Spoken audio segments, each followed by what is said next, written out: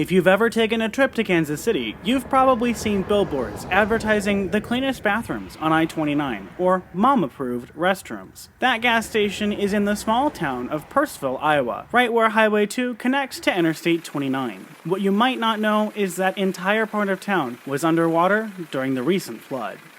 We average, somewhere between 80 and 90 employees staffed between our shop, restaurant, and store at any time, and that put those people, for the most part, out of work.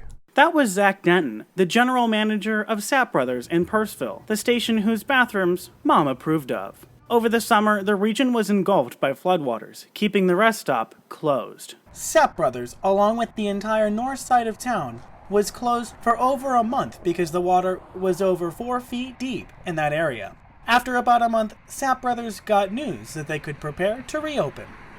We were prepared to open Memorial Day weekend, and it was at that time that the waters came back up. By the second week of June, and water came back in the building and destroyed all the construction that had been done. The only business in the area that was able to remain open was the gas station on the south side of the street called Cubby's. Demita Fichter, an employee there, talked about how the experience affected her and her job. While this was still closed off, it was like we were the only place open, so it was like really busy here because we were the only gas station open for miles, and it was really hectic, and it was just hard to just catch a breather, not be as stressed. It took a lot of people, a lot of hard work to help us get to where we are today, and that's just simply being open. We live in a small community, so everyone's there to really help. Even if people weren't directly affected by the flood,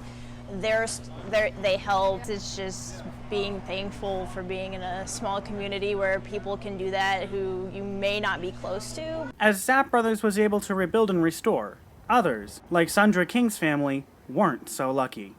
Well, it was really stressful. I had 2 kids that were living in Hamburg, and my daughter was pregnant. So yeah, we had to drive all the way up to Plattsmouth and then go over and back down. So rather than a half hour, 45-minute trip, it took us 2.5, 3 hours. Both of my kids lost their houses, so they are no longer living there. They won't move back there. I won't go back there. We're done. As forecasts have said that this flood isn't going away soon, Denton says they're prepared for anything.